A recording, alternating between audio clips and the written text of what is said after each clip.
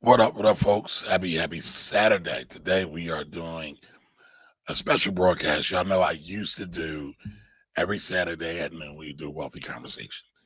Life got a little hectic, had a lot going on, and couldn't do it as consistently as I would like to. But I got a lot of questions today about Bitcoin, or this week about Bitcoin ETF. And so I wanted to have a conversation with y'all about it. A lot of questions like one, what is an ETF, right? What is Bitcoin? What is Bitcoin ETF? Does it make sense to use? And so again, I wanted to have not a couple, but have a conversation about that. But I brought in some backup, right? I brought in some backup for my brothers in by the hood. So I'm just going to give folks a minute before we actually get started, and we'll get everything going. JT Coins, how are you, sir? Welcome, welcome, welcome. We'll be getting right at it in just 1 second. Do me a favor, if y'all are watching, share this out. Share this out. And today, we're going to do this in a bit of a different style. Today, we're going to have our conversation, and we will save any questions and answers till the end. All right. But we'll have our conversation again, and we will save our questions and answers till the end. All right. Hayden's in the building. What's up, Hayden? Jose's here. Welcome, welcome, welcome. The Forbes is here. Welcome, welcome, welcome. Glad to see y'all. Happy Saturday, everybody. But without further ado, let's get this party started. Y'all. What up, folks? Welcome to the Finance Rebel Show. My name is Kamari Ellis, the Finance Rebel. Today, we are talking about Bitcoin, in particular, Bitcoin ETFs. Bitcoin ETFs launched this week. There were two this week that launched, generated over $1 billion in assets under management. So Wall Street investors said they want this product, they want Bitcoin.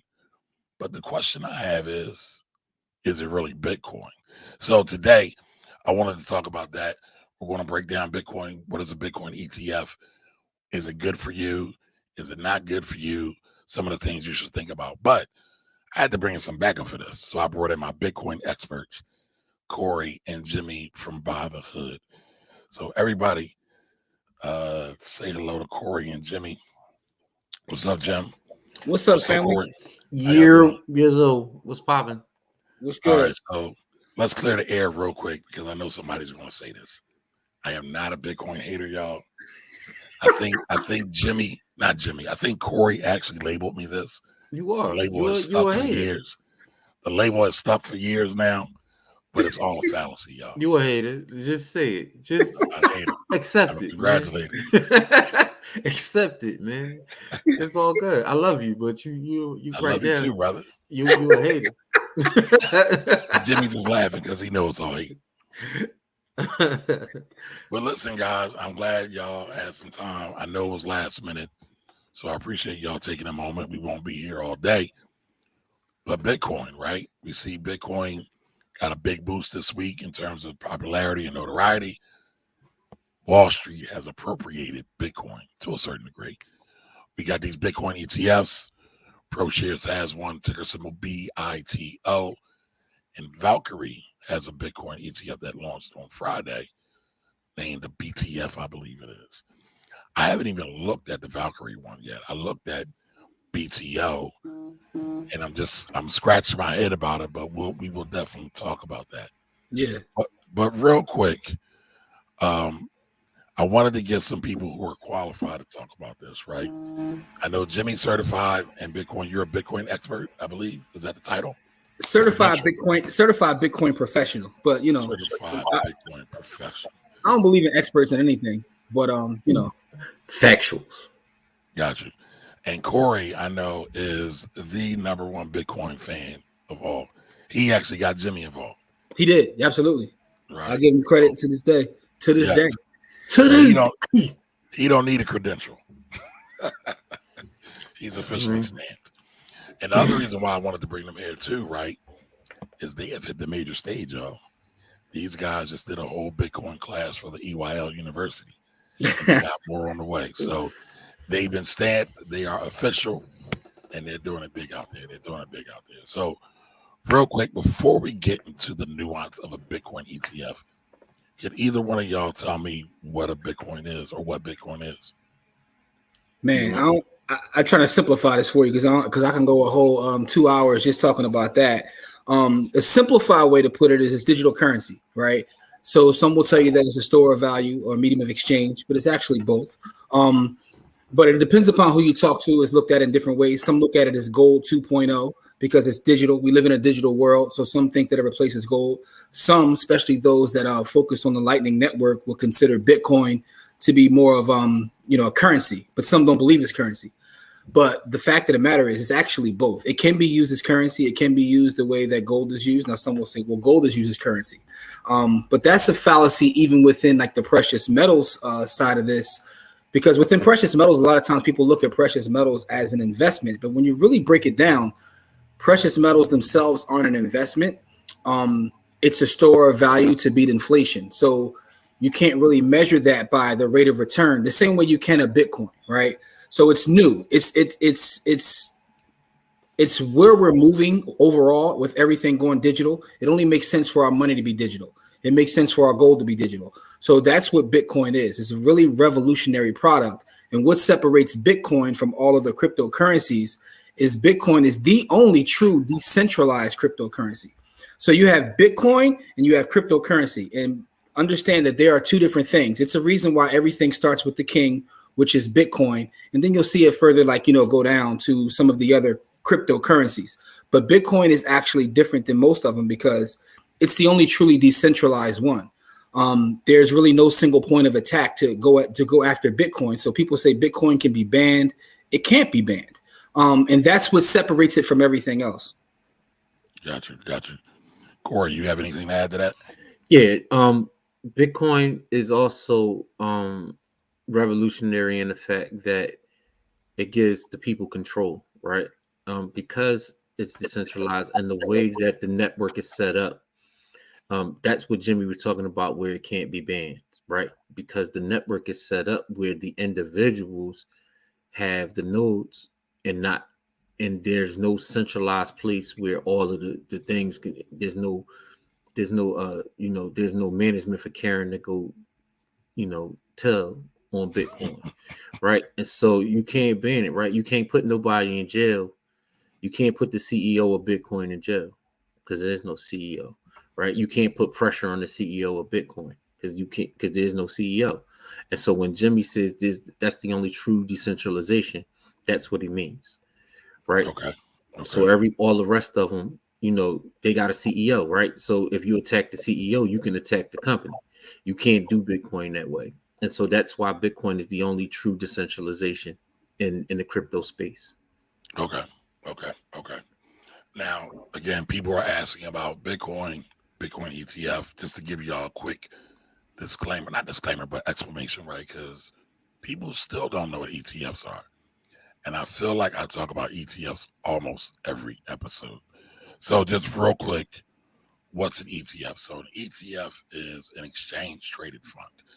It's really just a basket of investments, right? So for example, we're talking about Bitcoin. Now we have a Bitcoin ETF. Now there's some nuance to that, but we'll get into that. There are also there are also gold ETFs where the ETF in gold, ticker symbol GLD, this is not investment advice, but it buys gold. It holds gold. There's also a silver ETF. It's SLV. Again, not investment advice, but it buys silver, physically buys silver. Now, there are also stock ETFs. There are also bond ETFs.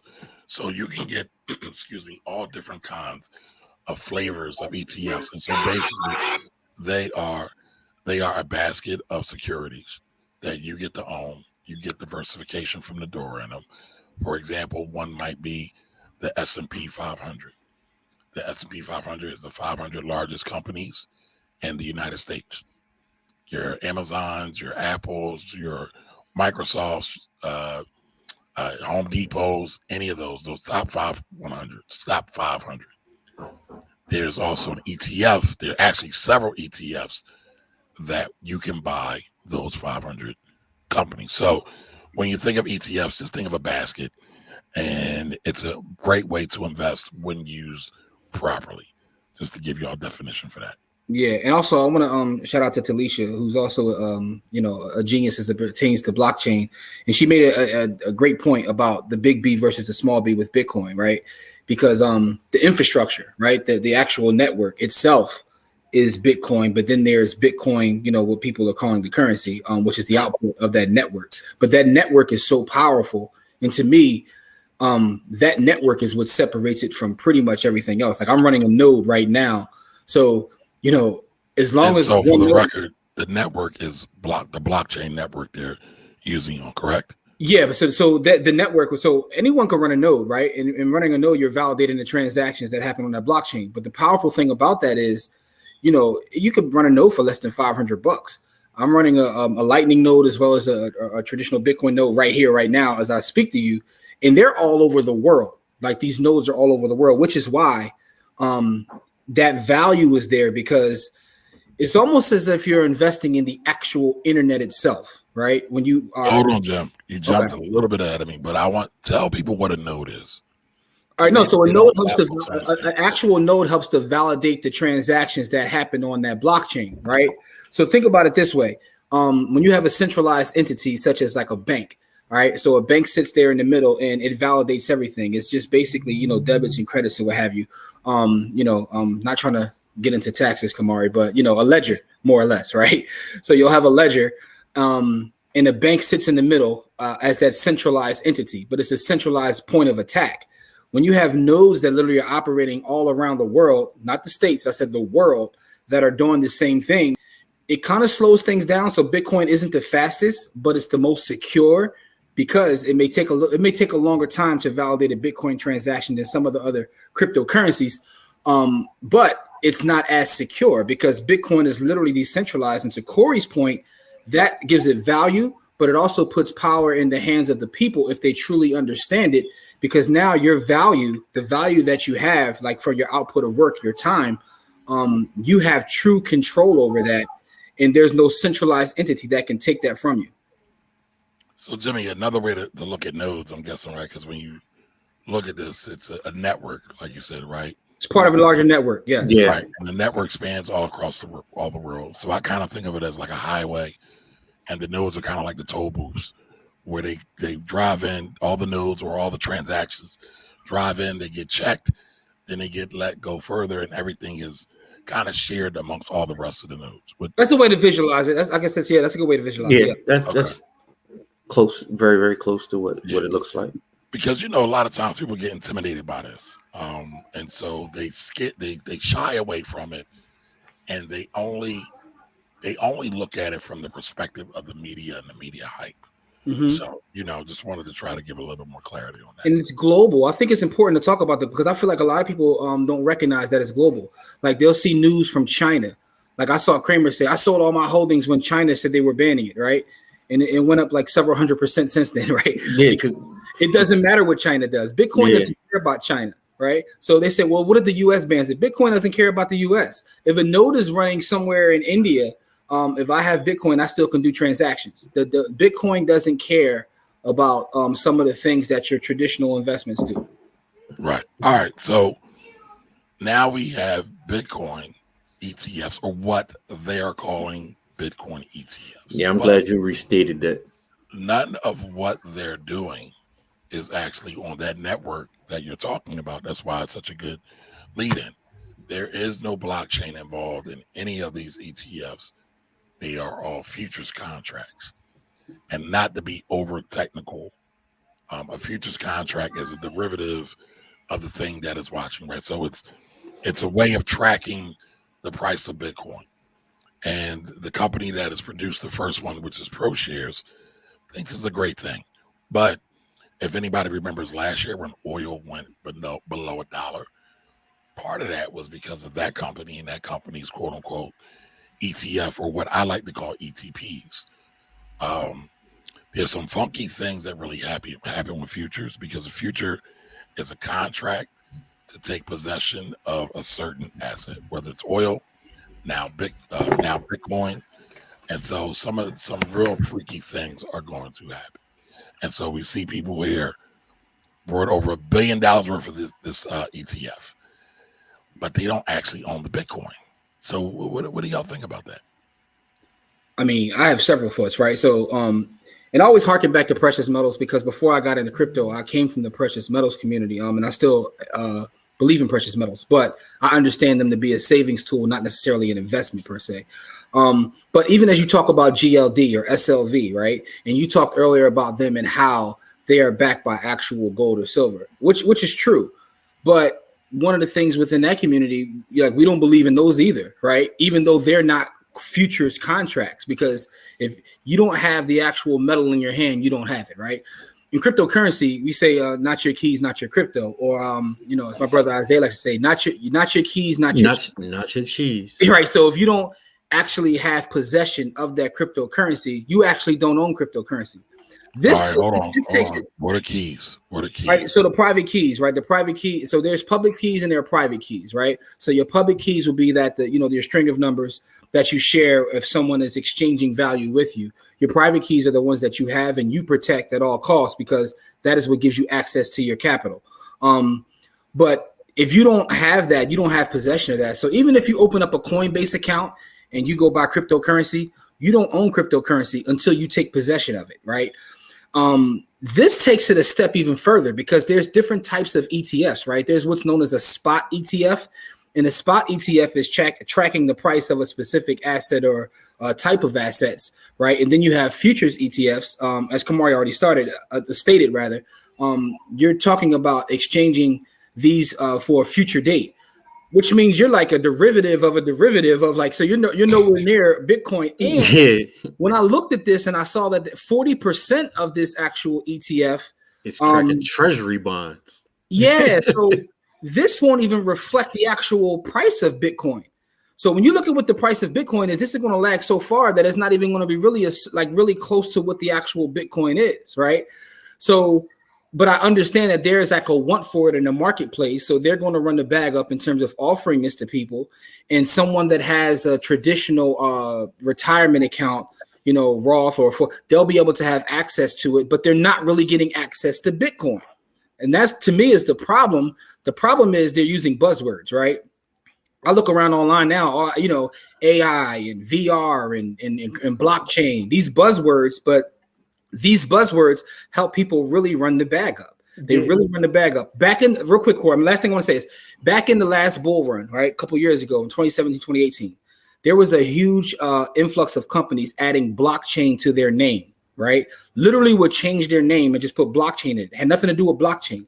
And all of them received investment income. They all got income just from literally putting blockchain in their name. The value of their company went up. So this is kind of interesting to see because there's a want for it. And I think it also opens the door for actually better products. So that's one good thing that could come from this. But I'm not really feeling this at all. Yeah, so a lot of these things, to Jim's point, are mislabeled, right? Because this is not a Bitcoin ETF. It doesn't track Bitcoin at all. And it tells you when you go to look at it. If you go to a place like we like to go called ETF database, right? And you can go look at the prospectus of what it is. Or you can go to the ProShares one and it'll tell you it doesn't track Bitcoin. It doesn't even track the price of Bitcoin. And so to have it labeled as a Bitcoin ETF is it's kind of trash because it doesn't track anything, right? And so officially it's the first one to the market and it tracks sort of Bitcoin, and it can be labeled as a Bitcoin thing, but it's mislabeled as it's the same thing that, like Jim was saying, that a lot of things do, right? Because there's ETFs, there was supposed to be a virtual reality ETF, right? And I'm looking into the ETF, and the companies in there are like Google and Microsoft and all of that. And while they have virtual reality products, those aren't virtual reality companies. You know what I mean? And so you got to be very, very careful about looking at the label without looking at the products inside of whatever thing you're being sold. And so that's the real thing of doing some due diligence about what you're buying. And so you say that it does track the futures, does track the spot price of Bitcoin. Part of the problem, though, is the fees. I look at the ProShares fee is almost 1%, right? So for let's say every $100 you are investing in that investment, you're paying the company $1, where you could go buy your own Bitcoin. Now, I do understand that some of the fees for Coinbase are very high, and some of the other ways of getting Bitcoin is very high. So people like that. But again, like y'all just said, it's not really Bitcoin. So what's the point? Just to put it into a Roth or an IRA? And again, I get it. And that's why I largely feel that this is a Wall Street tactic to take over or hijack the product to generate more fees. So financial advisors can now manage these products, right? And charge you more fees for something that really doesn't cost that much. But I don't know. You mentioned like Grayscale, so the Grayscale Bitcoin Trust, right? But that's sold OTC, over the counter. So that actually has Bitcoin in it. Yes. I think last I checked this week, it took about 1,000 shares of the GBTC to equal 1 Bitcoin, right? But you don't have to buy a full Bitcoin. But that actually gives you kind of, access to Bitcoin. There's a premium on that too, though, right? So you're still better off buying your own Bitcoin. But I also understand that some people want to put these things in retirement accounts, right? Now, there's ways to do that as well. If you get a self-directed IRA or a self-directed 401k.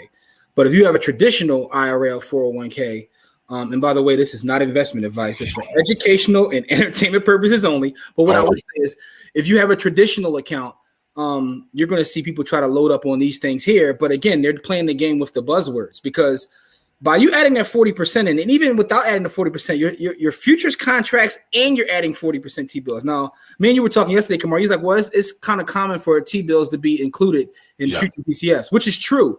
But my point is, if you're tracking the price of an underlying asset like Bitcoin, you're going to be way off by the time you add in that 40%, and you're talking about futures contracts. I don't think it'll be close at all. I mean, actually, it hasn't been close. So the CEO of ProShares believes that'll be a 20 basis point difference. And for all of y'all who don't understand basis points, right? Basis points just mean this, right? 100 basis points equals 1%. So we're talking about 0.2 of a percent here, or 20 100ths of a percent when I'm talking basis points. Because futures are inherently tied to leverage. They're leveraged. And so they run their whole equation and formula, and that's why they have the T-bills there, because there has to be some cash-like product in there. Yeah. So I think it's going to be close, but what happens with, and I'm not trying to be super technical because my show is really for the everyday beginner investor. Yeah. You have things that are called like backwardation and contango, where you have to buy the front month contract or the new contract, because every month the futures contracts expire, and then you have to buy a new contract. And sometimes that pricing is way off. It's way off. So again, it sounds like what you're saying is the only people that are going to make money off this is Wall Street. I thought I was just clear, but let me say it again. I mean, just bringing it all. No, just bringing it all together. That's pretty much what you're saying. Yes, Wall Street is the only winner in this. Now, don't get me wrong, right? You'll be able to make money if Bitcoin continues to increase at a discount, right? You got to pay the VIG, you got to pay the shark, but why if you don't have to? Mm-hmm. And again, it gets, because when we first started talking about this backstage, it still kind of gets away from the overall theme of Bitcoin. Bitcoin was for decentralization. Mm-hmm. Now, y'all call me a hater. I'm not. I've been staying up on it. I am not as up on it as y'all. That's going to change. I will say that you two have influenced me to make sure I pay. And Talisha, who's in the comments as well, have inspired me to become even more aware of this, because what I've always said, blockchain's not going anywhere, right? The network that Bitcoin runs on, Bitcoin's not going anywhere. Don't know if Bitcoin will be the winner of all these cryptocurrencies in the end, but they're gonna have a great run. So it makes sense to stay up on this because it's here. And again, you're going to see financial advisors wanting to add the Bitcoin ETF to portfolios, because they're going to be able to charge a fee on it. You're going to see more products coming out. Why? Because everybody is looking for a way to make more money to add to their bottom line, irrespective to how it benefits the end user. And so, again, I said it, but I'll say it again because Jimmy just said it to make it clear. This is clearly a play for Wall Street. This is clearly a way for Wall Street to make more money. This is, I think, is actually very dangerous for beginner investors, novice investors who want to jump on this and not have a clue what they're doing. Yeah, I saw CNBC. They said they did a study or something where it was like over 70% of the companies listed that had like AI in their name had nothing at all to do with AI. So this is a game that they play to get investment dollars from novice. They really take money by they use buzzwords. Yeah. They basically banging you in the head, right? So and the thing about this is a very little bit of due diligence will save you a lot of money, right? So facts. Just right, because we were talking about these ETFs, right? Then they just came out this week. I did a half-hour due diligence on them, Jones, and I was like, oh hell no. Like, what I mean? Just for me, for my investment strategy, like I said, this ain't investment advice, and this is I ain't your financial advisor. Go talk to your financial advisor, and if you believe what they say, do what they say. But I'm not that person, right? But I'm looking at them Jones, and I'm like, these Jones is super trash, right? Because they don't do anything that they propose to do, and I see a lot of that. And with a little bit of due diligence to tell you is that you have to believe none of what you hear and half of what you see, right? You got to do your due diligence. You got to look into these things. You got to make sure that what you buying is what you're getting. And not to scare anybody off, but it only takes a few minutes to do these things, right? And that comes from education, right? It might take you an hour, when you first start, and then as you keep doing it over and over again and building that muscle, it might take you 10 seconds. I mean, listen, but you got to be careful with these buzzwords, right? Yeah, so man. A couple years ago, Corey and I were talking about NFTs, and we literally got laughed out of some rooms, right? Got laughed out of rooms. But then the wave happened. We were ahead of the curve, so we actually benefited from that. But now that's also a super buzzword right now. Buzzword. It's a super buzzword. So what I will say is this, though. Just please be careful. And even as we talk, don't even listen to us. Go back and listen. Trust nobody. Validate everything. Right. Go back and do your research. I'll just tell you. That includes us, folks. That includes us. Because the point I'm making is these buzzwords. To Kamari's point, Wall Street and big business use these to take from the little guy every day, all day. Yep. A lot of times y'all think y'all hating, but really what I'm trying to do is be a protector, be a steward, because I worked up close and personal with a lot of these products and in this environment when I was institutional. And there's a lot of shenanigans that go on. But real quick, I just shared the grayscale summary. And for the grayscale BTC trust, which is now looking to convert to an ETF, they have a 2% annual fee.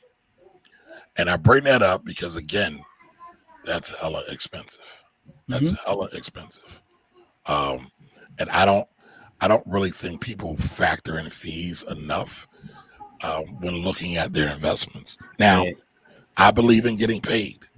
I've managed money. I understand it. It takes time. It takes diligence. However, it shouldn't be obstructive. It shouldn't be impeding to your overall goal. And if you don't understand a thing, it can be a real problem. It can be a real problem. And you know what? That's with all ETFs, right? And even index funds. I know you hate index funds, but it still is relevant to what I'm saying. Index funds and ETFs. A lot of times people don't look at the expense ratios, right? They don't look at what those costs are. One of the reasons I tend to go towards Vanguard for the most part is because of that. Not having to pay those crazy expenses. Yeah, and I mean, it's not that the reason why I don't like index funds, right? For this conversation, most index funds are mutual funds. Mm-hmm. I love ETFs. I used to manage them, written about them, but their fee structure is super duper lower. Typically, are there some high ETFs? Absolutely. We're talking about them right now. But I don't like those. I'll be honest. I like a lot of plain vanilla things. That's why I love the Vanguard ETFs. And again, but that was the mantra that they were built on. Again, Mm-hmm. this is not investment advice. This is for entertainment and education only. Heavy on the education. Heavy on the education. Yeah. So I mean, what should a person do now though? They want to get into Bitcoin. They see it's hot. What should they be thinking about? Just so let's start with what we do. All right. So here's what I will say, right? And this is one of the reasons why, talking last night with Courtney, our sister, we're gonna have like a introductory webinar coming up soon, because a lot of the stuff that we talk about is like, and some people have set in some of our classes, like even EYL classes, there's a lot of high level stuff, but there's some people that don't know the basics, like you just said, on like how to buy Bitcoin, where to buy Bitcoin. And hint, it's not Coinbase, right? So it's not Coinbase, because Coinbase fees are ridiculous. But there's some people that have fees even higher than that. But what I will say, the first thing I want you to do is to actually educate yourself on blockchain and Bitcoin specifically. If I could give people there's a book called the Bitcoin Standard, right? And I don't get paid for saying this, but I think it's an excellent book in terms of explaining decentralization, explaining exactly what Bitcoin is, what Bitcoin does. It's called the Bitcoin Standard. I think that's an excellent book. So I would say educate yourself first. After that, if you want to, it depends upon how far you want to go with this, whether you want to start to take control of your own Bitcoin. The reason that these products exist are because, let's be honest, a lot of people are lazy, right? They don't want to go through the education. They don't want to go through becoming their own bank. It's easy to say be your own bank, but that means you have to be responsible for your security, right? One of the things about decentralization is I can have my Bitcoin. It can be stolen from me. There's nobody I can go complain to, right? There's no bank or anyone I can go to. So it's a certain level of responsibility that comes with that, and certain people don't want that. So people create these products like this ETF you're talking about, or GBTC. So, but if you're looking to actually learn how to become your own bank, how to really buy Bitcoin in the traditional sense where you own the Bitcoin, you control your value. First thing I would do is I would get the Bitcoin Standard, read that book to get a better understanding. After that, you want to set up an account with an exchange, right? So, and there's different strategies about the exchanges. So I'll plug our event. Make sure you check out for our webinar. It's coming up November 6th, because we're going to go through each one of those exchanges and why you shouldn't use them, right? Because depending upon your strategy for how you're buying, I don't want to give any specific place, because your strategy depends upon how I would advise you to buy, right? So that's why it's difficult to give any single piece of advice. Well, let's do this though real quick, Jim, right? Because it's out there. The cat's out of the bag, right? People can buy Bitcoin on Robinhood, Coinbase, Cash App. All trash. Say it again. All trash. Why? Right? So Robinhood now is... And for the record, I have a little bit on Cash App, and I put a little bit on Venmo. But go ahead. Now, Venmo's trash too, right? So here's the thing. Robinhood, up until this point now, they have a waiting list for people to get actual control of their wallet. But when you were buying on Robinhood, you weren't buying Bitcoin because you had no control over it. If I bought what's a wallet? What's a wallet? Break it down for them. All right. So now a wallet is, Corey, you want to take this part? Yeah. A wallet is basically your digital place where you get to control your own assets, right? So if it's not in your wallet, it's not yours. Like, not your keys, not your cheese. If you don't have it in your own personal wallet, and not one of these wallets controlled by one of these exchanges, your own personal wallet, or on your hard storage or your cold warm storage. Warm storage is connected to the internet. Cold storage is storage that's not connected to the internet. If you don't have it in one of those places, you do not own it. Is that like a refrigerator? I mean, cold storage. Cold storage is generally. I got to punch it like Rocky. Cold storage is generally like a thumb drive. It's something that looks like a thumb drive, and that's a place where you take your stuff and you put it on a digital place to store your stuff. It's not like, a place like There's wallets all over the place. MetaMask is one of the more popular ones. But you control what happens to your stuff once it gets there. So go ahead. Yeah, so I would say cold storage. There's things like Ledger, Trezor, I like Cold Card, but there's a lot of different. So what it is it's not connected to the internet. So you move your Bitcoin there, and it's not connected to the internet, so it's protected in that way, right? But here's the thing, right? Most people who are just starting, aren't even ready for that. So I tell people like to get a small amount just so you can understand how to use Bitcoin. Maybe get a hot wallet just to figure out how you can move it, how you can actually take control of your value, right? When you take control of your value, what you're taking control of is your time, right? So Corey and I wrote the book Own Your Time and Space. It's a classic bestseller and all those good things, another plug. But when you get paid for your time, right, you have a certain level of value. Most people store their value in a sinking currency known as the US dollar. When you put it into, say, Bitcoin, for argument's sake, you're controlling your value. I can do business with Corey and I can send him Bitcoin for whatever it is that he's done. And it's between me and him. There's no centralized entity in the middle of that. You could do that from your wallet. The thing about Robinhood, getting to your question, when you buy on Robinhood right now, if I say I buy $100 in Bitcoin and say Bitcoin goes up and now it's worth $200, I have to literally sell that Bitcoin. I can't just all right, now let me send Corey $50. I can't do that. I don't have a wallet there. I have to sell it, get my money, and then send. So it's like you don't really have any. It takes away the transactional application. Because you actually don't own Bitcoin. Yeah. What you own is a IOU. It's saying that we're going to hold Bitcoin on your behalf, and you own the price action. Is what you own. You don't own the actual asset. Basically, own an option. On that. So you don't own the actual asset, right? So that's the problem with Robinhood and Venmo and even PayPal, because they offer it now. All of those services, right? Cash App, there's better places than Cash App, but I actually like Cash App because Cash App is a Bitcoin company. They get it. They give you access to a wallet where you can send things in and out. Move it around. Yeah, absolutely. So I mean, they're better than most, but they are better. The fees are trash, but they actually give you a wallet which allows you to move things around. Yeah. Okay.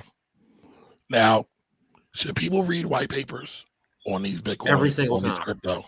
Every single time. What should they be looking for, though? Here's what I'll say about a white paper, right? You should read white papers. And the reason you should read white papers is, first of all, I got to keep saying this. Bitcoin and cryptocurrency are two different things. I don't want to lose profane language on your show, but ish coins, as I like to call them. Listen, this is a free to express yourself. All right, so you have Bitcoin and then you have shit coins. Anything not Bitcoin is a shit coin, right? And it's an altcoin. It's a shit coin, right? But now, I mean, listen, that includes my beloved Ethereum, right? Because if you really break down Ethereum, there's some issues with that too, right? There's some issues with it, right? But I understand the use case. So the reason you should read white papers are because there's a lot of money grabs that happen within the crypto space. I can show you over 2,000 projects that collected people's money that no longer exists. And everybody was chasing them, because this gets to an overall point that I've actually heard you talk about on your show.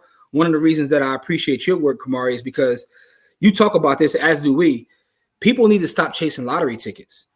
And this happens in crypto a lot. I mean, I'm down my timeline every day laughing at people like, what's the next this coin or that coin? And some of this stuff is complete garbage, right?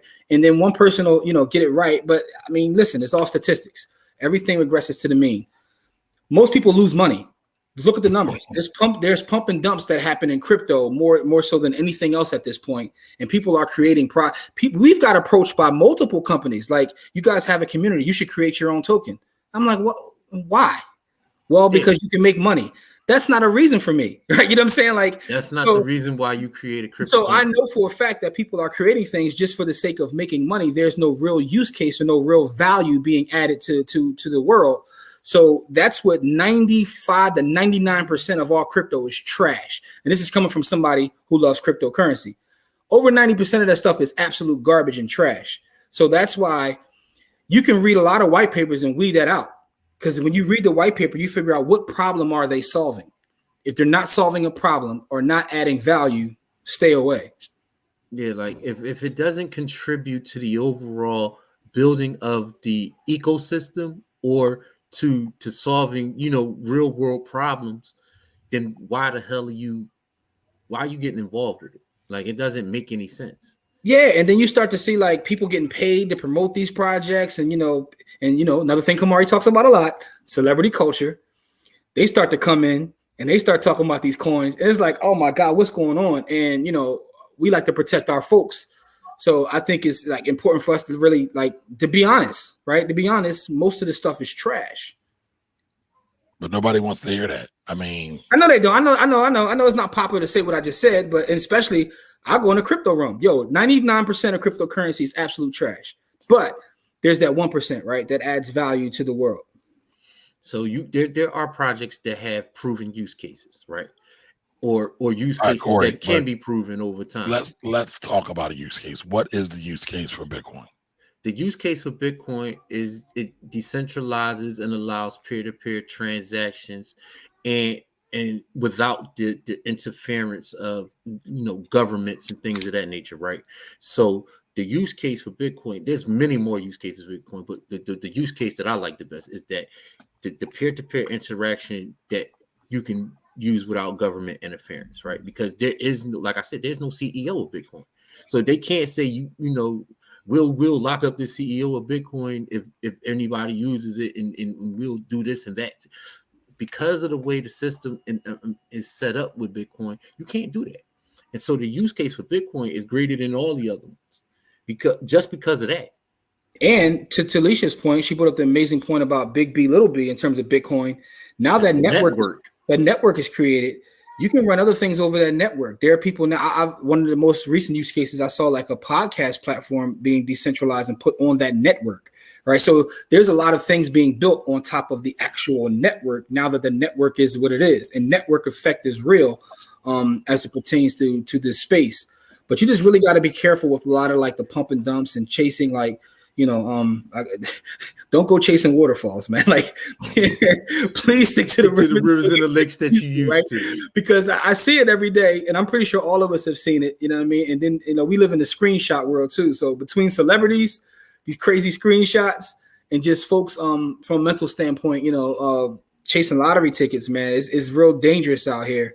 So that's why I say the first thing I always advise is to start to like really do your homework about the space and why you want to get into it in the first place. So before we end the show, right, I think we can all agree on something. This might be a first, y'all. That Bitcoin ETFs are trash. Yeah, we actually all agree. We all agree. 100% agreement. We kumbaya on that one. Yeah. Talk about black wealth in the making, baby. 100% agreement. We can all agree. Well, listen, y'all, I appreciate everyone being here. We're going to end this segment of the interview of the show, but everybody is welcome to stay for the after party, for the after show, where we answer questions and commentary and get into all that. But I appreciate you all being here. Make sure you like this video. Make sure you subscribe to the channel, and make sure you tune in for more. Stay tuned for the Finance Rebel Show. Thanks again. All right, y'all. So we're going to answer all your questions. I see the comment section was lit. I don't know if I can keep up with y'all. Hey, man, you got to go back to the top, bro. Yeah, you got to go back. I wanted to do something a little bit different, y'all, because I've been going back listening to my podcast episodes when we repurpose these, right? When we launch these on the podcast. And sometimes I'm trying to speak to everybody and be a good steward and be a good host, but the replay value is trash, just to be honest with y'all. So that's why you'll see going forward, some of these broadcasts will be a little bit different. So what up to JT Coins? Boy, sir, appreciate you. JT, and by the way, JT, man, I love your content. I actually subscribe to your channel. Yeah. And JC, I actually got some questions I need to get you on, because I'm seeing you making these rings out of like coins and yeah, man. That's how I found his channel. My love of precious metals. I found his channel, and he be creating rings out of like he takes the actual precious metal and creates like rings and things out of it. It's crazy, dope stuff. Like it's real hard. Rings and things you sing about, bring them out. Yeah. JT gets busy. Yeah, the Forbes, welcome. Jose's here. What it is though? Peace. Man, it's a lot of comments. All right. Hey man, folks showing you love, man. Hayden, Thunder, how are you? You skipped over Hayden, but it's all good. 12. No, I hit 8 in the very, very beginning. Okay. Pause. Yeah. Out of 2-0 for pause, man. I can't keep up. My fault. I can't help it, bro. Yeah, I know. Talisha, how are you, lady? Hey. What we got here? The ETF is such a great topic for you gentlemen to discuss. Thank you. Thank you. Listen, I want to send Talisha a shout out too, because she be keeping me abreast of a lot of stuff within the space. Because one of the things I've been studying over the last year is like real estate and the merge between real estate and cryptocurrency, and she stays on it. So I want to give her a virtual real estate. Yeah, no, not just virtual real estate, but the actual like Bitcoin itself and how it's some of like the network and even the currency aspect, how it ties into our brick and mortar. Like that's actually a thing right now. And Talisha, like she's always sending me articles. So I want to say I appreciate you. And like, please keep them coming as much as you can, because that's like a thing I'm studying. So she's on it. Talisha is a genius as it pertains to blockchain. Yes, she is. We Indeed. both have had her on our shows. Yeah, absolutely. Yeah, she's amazing. Greg, what's up, Greg? How you doing? Greg, what's up, family? Precious metals is a store of value. My favorite savings tool. I ain't mad at that at all. Rochelle Wilson, how are you? Hey, what is going on? What's up, sis? Oh, the whole BTH clan is in here. Hey, listen, man, we pull up. Clan in the front. I love it. Let the feast stump up. All right, Thunder says, is it too late to get into Bitcoins when it comes to cryptocurrency? I'm sad to say I know little to nothing, but I do know about gold and silver. Where is a good place to learn about cryptocurrency? Good question. Because a lot of people look at that price of Bitcoin like I'm too late, right? But here's the funniest thing about that. Early. I remember like when Corey first put me down, it was less than $1,000, by the way. And I remember it hitting 1,000. I remember it hitting 2,000. And I remember people at that 10 saying, "Man, it's too late." And now we at 60, right? So when this thing hits $1 million a coin, but here's what I'll say, right? The first thing always is education. That's why I brought up that book. Go get the Bitcoin Standard. And again, I don't get paid for that, but I just think after reading a lot of books on Bitcoin and anything with Bitcoin in the title, I've pretty much read.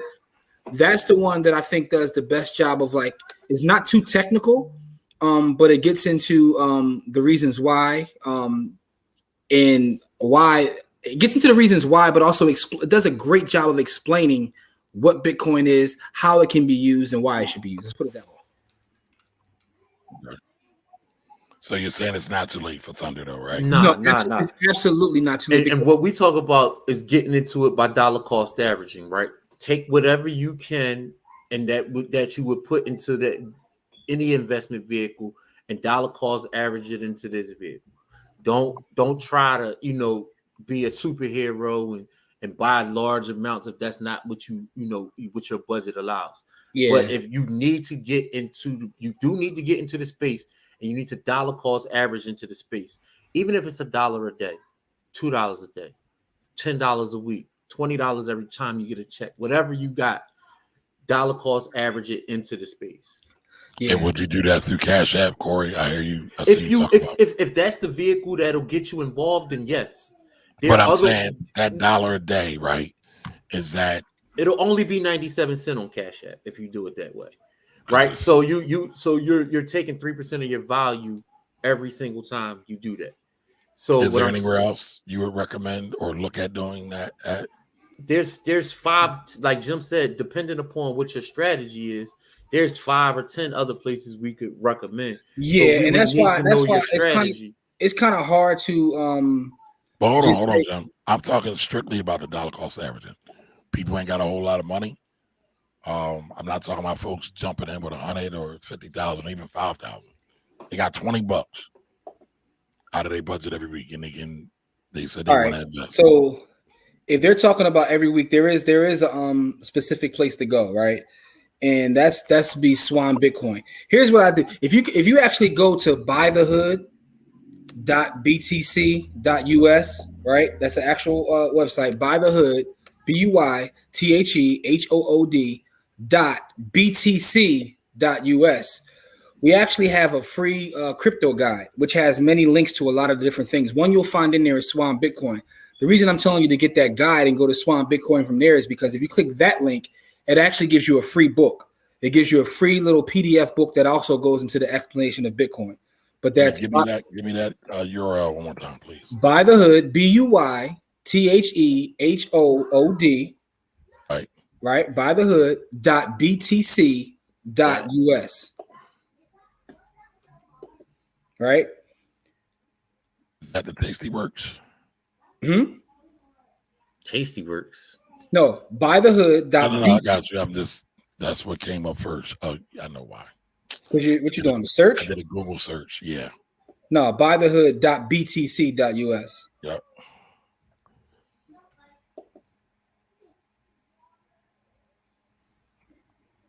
Sweet. So there's an actual it's a free guide there. And actually, and I'll keep this running, right? So I had a thing where Kamari already said that we did a class for EYL. We gave all the students at EYL an opportunity to not only get the free resource guide, but to also get our precious metals course. We have a precious metals course for $5. You know what? Let's keep it the same way right here. Let's run it down. If y'all want it, that y'all get it. Yeah, $5 will get you our precious metals course too. And we ain't really come here to sell nothing, but the reason I bring this up is because that resource guide has links to a lot of the different places where you can buy cryptocurrency, right? But Swan Bitcoin, and the reason I say get it off of the resource guide is because that also gives you a book. So I have this thing personally set up with Swan Bitcoin where, they actually give you a PDF book that explains Bitcoin. So if you get the resource guide from right there, look for Swan Bitcoin. That's the best place to simply dollar cost average. And the reason into Bitcoin. Into Bitcoin. Because it's Bitcoin only. Swan is Bitcoin only. But the reason that's better than, say, Coinbase or Cash App or all of them is because you literally will set it and forget it. It'll ask you how much, how often. It could be daily, it could be weekly, it could be monthly. And you also get a lot of educational material with them. So I appreciate their company. And they partnered with me to get this free resource guide out. So that's the place that I would go to do the dollar cost averaging. Now, here we go. Now, for individual purchases, since we want to go there, let's go there. If we want to go there, let's go there. For individual purchases, even cheaper than that is a company called Strike, Strike.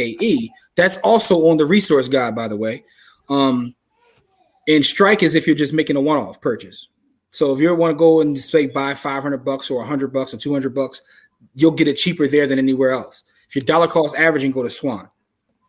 Okay. But get the resource guide. I'm going to buy the resource guide too. Well, the resource guide actually is free. The resource guide is free. Yeah, the resource guide is free. You don't have to get the precious metals course. It's $5. That's an actual bonus if you want it. If you don't want the precious metals course, that's fine. You can get the resource guide for absolutely free. It's free. It's free 99. Well, no, $5 is they can. I can spend $5. They can spend. No, I understand that. I'm just saying though. Listen, we're not here to make money. We're trying to get the information in the hands of the people. Well, and the reason why, right? Normally, I would probably be pitching a bitch right now if somebody else did this, but this is family. I know their intentions. I know what they do. I know how we rock. So I'm okay with it, right? Oh, and by the way, that $5, right? The thing about the $5, why that's such a crazy thing that we do, because that's a course that we sell for $100, and we sold thousands of them for one. Two, we also anyone that gets the actual $5 course, we put them in our Bodyhood University. As you can see, a lot of our Bodyhood family is in the actual comments. So that's a special that we ran for EYL, but we're going to offer it to everybody from the Finance Rebel Show too, because listen, man, y'all family, y'all Kamari, y'all family. So. We'll keep that up for you guys as well. But you don't have to. If you just want the resource guide, that's fine too. The resource guide is nothing.com. Nothing at all. Yeah. But that answers your question, though. There you go, Thunder. Now you know where to start. Don't wait. I mean, listen. I tell everybody this, right? I do believe that you need to get your financial fundamentals in order, right? Savings, life insurance. Your wills, all that. And that's for any investment. That's for anything you're doing, right? And that's why Jimmy and Corey always playfully say that I'm hating, because I talk about them more than anything else, because I see we fall down on it. However, if you got a couple dollars to go into some crypto, why not? That's been my position the whole time.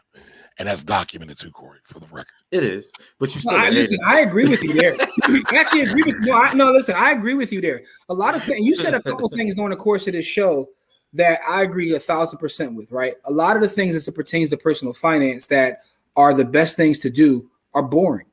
Right. Yeah. So you have people that get online and they have these quote unquote gurus tell them all this little crazy thing, and they end up with $6 million in business credit, and they're doing all this stupid stuff. I mean, some people, right? You'll have your outliers that'll make it. For the most part, though, that stuff, like, that's not where real wealth is built.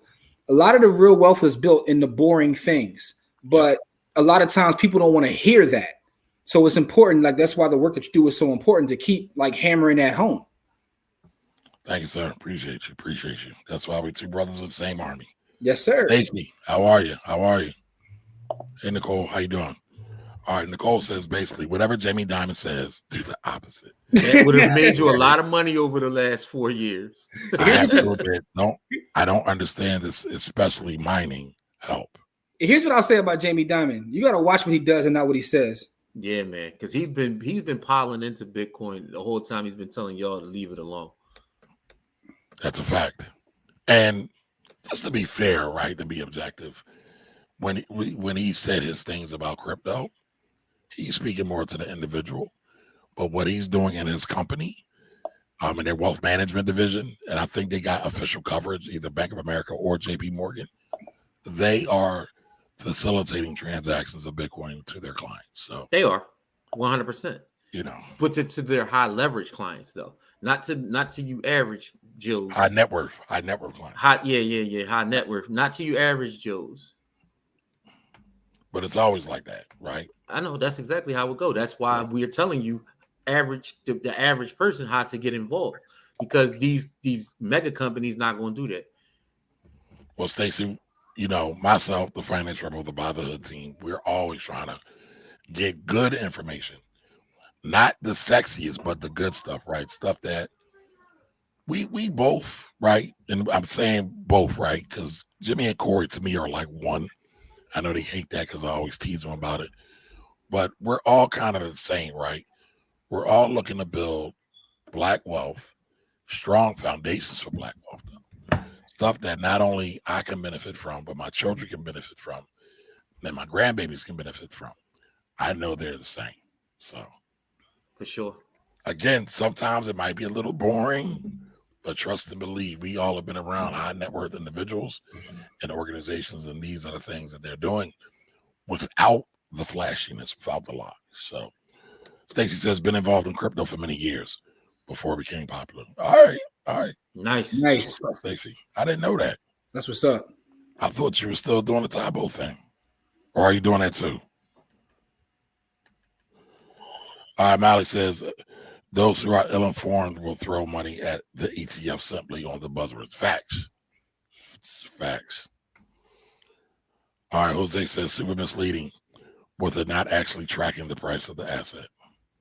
It is, but again, I don't know if Corey or Jimmy said it, it's a derivative of a derivative. And anytime you got a derivative of a derivative, it's going to be so behind. Like, it's not, so is it really tracking it if you got to go through 4 different things that, you know what I mean? Like, I guess, if that's what you into. Should be more than 7 viewers watching. A lot of people watch on the replay. Yeah, it's a Saturday, so we know how that is. Yeah, man. I can't control that. All I can do is try to get the information out as much as possible. Mm-hmm. But do me a favor, right? Teach everybody else how to be model citizens. Share it out. I like that. Who want to be informed about money, right? The whole purpose of the Finance Rebel Show is to increase the financial IQs of people in our neighborhoods, in our communities, rather. All right, the Forbes says, so if I have a Coinbase Pro, I have to have a wallet to on my cryptocurrency. Yeah. I don't have a Coinbase account, so what do y'all say? So Coinbase and Coinbase Pro are a little different. So Coinbase Pro is actually a way to get cheaper fees by using Coinbase. It's for the traders. And if you're a market maker, then you can actually get lower fees. But again, that's not a wallet. That's an exchange. There's exchanges where you go to buy and sell cryptocurrency, and then there are wallets. Some exchanges have their own wallet, like a Coinbase, but it's a whole separate thing that's going on. So understand what I would say to that question is understand that exchanges and wallets aren't the same thing. Yeah. Now, doesn't Coinbase allow you to connect a wallet? Coinbase will allow you to send your stuff off of Coinbase. Absolutely, it does. Yeah, it does. The thing I don't like about Coinbase, though, outside of I think they're the feds, but outside of that, though, they charge you coming and going. So when you buy, they charge you, and then when you move off of their platform, they charge. They hit you twice. Yeah, their fees are stupid. And now they're a publicly traded company, so guess what? They love that word fees. They love that word fees. Yeah, the fees ain't going nowhere. Oh man, thank you, bro. Thank you for saying that. All right, so Alex says I've learned more about crypto in the last month from BTH, Fatherhood University, than in years of trying to get somebody to explain it to me. Salute. Man, I appreciate that. Salute to you. I got to screenshot that one. That's a good one. Don't worry, it'll be a clip. Stacy Long says Coinbase fees are ridiculous. Factuals. Yes, that's absolutely true. All right, keep your crypto and fiat separate. She sound like Biggie. All right, so I need y'all to do the 10 crypto commandments. We need to do that. Somebody did that already, I think. Do it again. Yeah. Okay. Remix. Stay away from Uphold. I don't even know what Uphold is. Stacy, I co-sign that too. Uphold is another exchange. They actually deal in a lot of things. So crypto is one of them. Precious metals. I'm not sure if they have stocks or not, but Uphold, the fees are, their fees are ridiculous. Keep your money and your crypto completely separated. But there's a guy. So it's funny, right? I actually wrote a 10 tax commandments, but then there's another guy who actually did it. He wrapped it and everything. Yeah, that's what I'm thinking of. Was it? Yeah. I know it was a real estate one too, so I'm not sure if it's the same person. Yeah. So I mean, that's what happens when you lunch, right? You got a good idea, you got to execute on it. I mean, was you gonna get out there and really spit 16? I wasn't going to spit. I was just going to. What's crazy is I'm about to put a 16 together because I got 16s, man. I got 16. Now, and the funny thing is, I probably could put a 16 together if I really tried. I would pay for this. I would pay for this. We about to set up a battle now. Corey versus Kamari, man. One rapping about crypto, one rapping about tax, man. Corey be having that slick talk bars. I can't compete. Definitely got bars. All right. Thunder says also I've seen ATMs that give you the option to buy Bitcoins. Would you advise doing that? Depends. Yeah, right. So here's the thing about those. They have fees on them. Those fees are kind of crazy. What I was about to say. But again, when you buy from there, right? How can I put this? When you buy from there, it's between you and God. It's between you and your God, right? So you're not buying on an exchange, which makes makes you KYC or know your customer.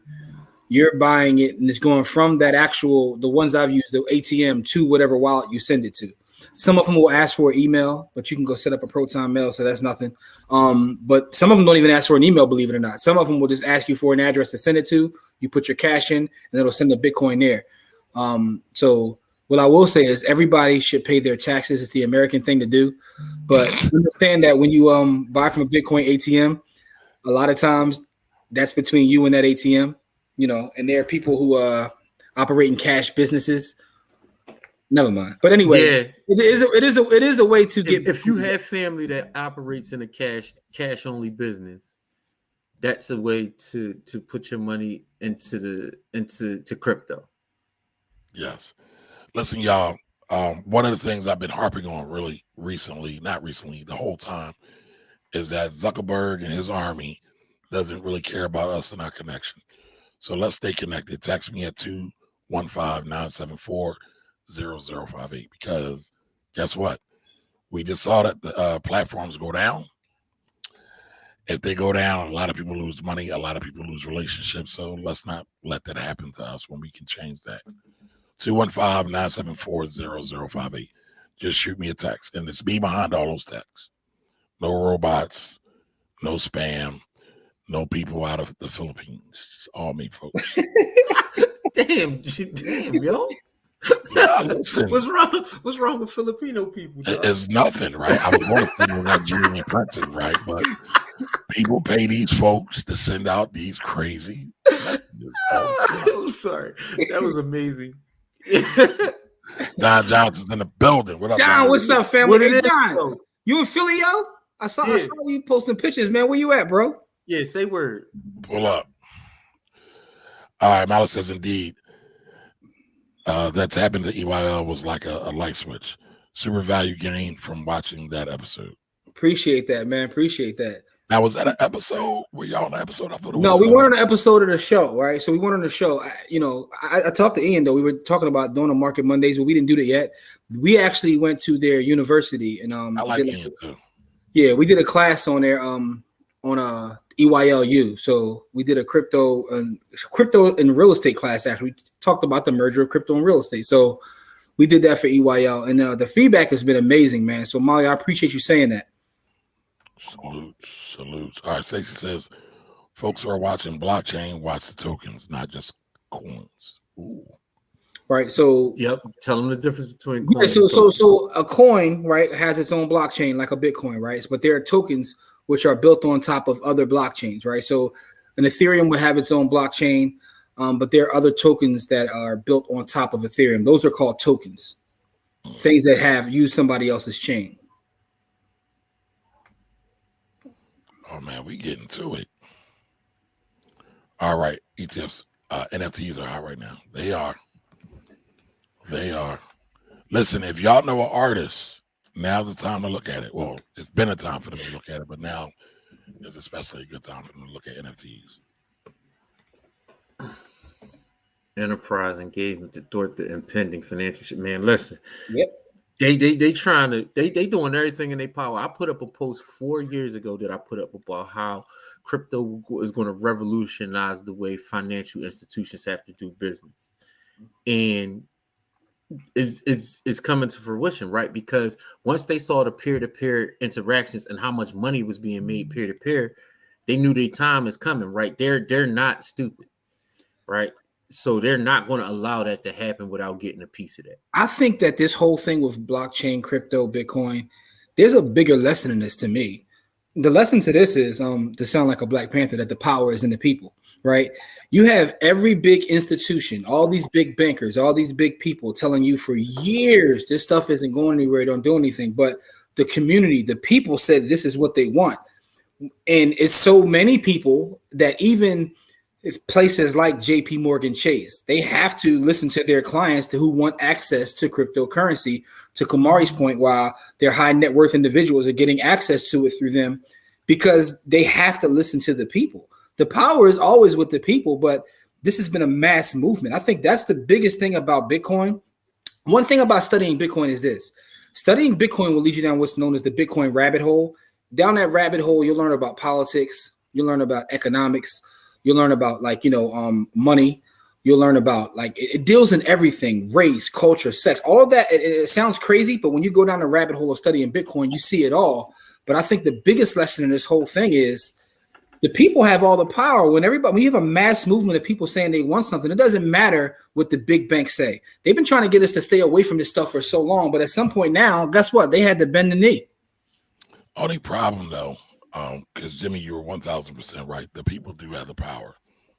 The real issue is the people don't realize that they have the power, and they never unite to really make that power unified and forceful. Well, I mean, that's what crypto did, though. That's literally what crypto did. There's a community in crypto. There's a community in Bitcoin. I know that. You listen, and it doesn't matter who you are. They will talk dirty to billionaires. It doesn't matter who you are. It doesn't matter what you have. If you go on, I've seen billionaires go on Twitter and say something derogatory about Bitcoin, and people don't care. Like the community doesn't care. Down on them. Bitcoin doesn't care how much money you have. Bitcoin doesn't care about a lot of these things, and to me is like one of the biggest things. And also, as it pertains to our community, that's why I think that there's something there that we should be paying attention to and focusing on, right? There's another book called Bitcoin in Black America by Isaiah Jackson. And he talks about how Bitcoin can be used by our community, because of all the attributes it has in terms of decentralization. And again, I'm not trying to plug someone's book, but I love books. So every time I talk anywhere, I always talk about books. No, well, I love books. What's the problem plugging books? I mean, some people don't like entertainment and education. Yeah. And I didn't write this book, by the way. Again, this is not my book. I didn't write it, but I don't get paid for it. I just think that it's a different look at cryptocurrency, right? So I came from it because I'm a finance guy from the finance side. When I read that book, I said, man, this is actually revolutionary. Like, it's more than just the finance piece to it. Stacey says sometimes you have to research the dark web for information. I mean, that's when you're gonna go into them dark pools, Hey, Stacey, gotta be careful. When you in the dark web, say what's up to my bro Corey down there. He be down there. Easy, young Jeezy. Don't tell people where I be hiding at. Don't tell people where I hide at, bro. All right, so Talisha says NFTs, non-fungible tokens. That's what NFTs mean for anybody who's watching and listening. NFTs are one of the oldest use cases of blockchain. Not new. No, that's absolutely true. Oh. But that's what's interesting about it. What's interesting about it is, like, the buzzword thing. You got to be careful of these buzzwords. Yeah, the use cases have always been there for NFTs. Absolutely. Chastity. Master Trader Chastity. All right, Stacey says, find out what the blockchain billionaires are doing now. Bitcoin billionaires. Sorry, Bitcoin billionaires. Blockchain billionaires, Bitcoin billionaires. No. Whoa. Very, very different. Very, very different. No, but it's all running on blockchain. That's all. Yeah, it is. Don Johnson, Vanguard for ETFs, low cost fees, all the way. Yep. Let's go. Now, they're starting to get a little bit fancy. Watch out for some of those, but all the regular stuff, the S&P, the world ETF, I like them all. Again, that is not this is not an endorsement. It's not a recommendation to buy or sell. Past performance is not an indicator of future results. When you think about buying or selling an investment, please talk to your investment advisor. All right. He ain't never lied. I don't know who does their web design. As much as I love their products, oh my God, Don, you ain't never lied, bro. All right, LOL. My portfolio like 85% vanilla ETFs. Hey. That's fine. Yeah, you probably making more than most people too. Yeah, I see your name already. Debt free dad. You winning. Debt free dad. There is a strategy called core and satellites, right? Where you have most of your major holdings as your core, right? Kind of thing about the planet Earth or the solar system, and then you have other planets that are around it, right? So think about the sun. So the sun is the core. All the other planets are the satellites. You can have other satellites in your overall investment strategies. Crypto can be one. Commodities can be another one. Foreign exchange could be one. Real estate could be one. It all depends on how you want to do it. All depends on how you do it. Mm-hmm. So there's nothing wrong with that. And usually the core is very vanilla. Stacey Long, they have moved on from crypto and NFTs. They are on to something else. I can tell you where they at right now. They in the metaverse. But isn't the metaverse tied to blockchain?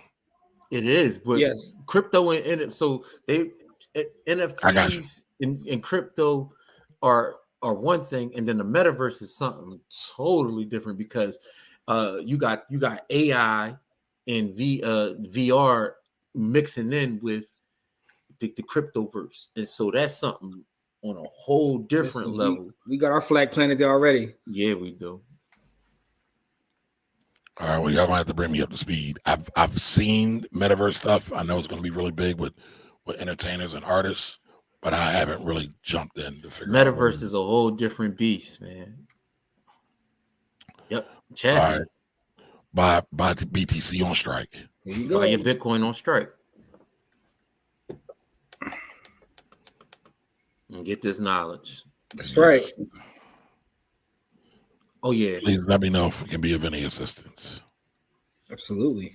Absolutely. All right, cold storage wallets, best bet. Okay.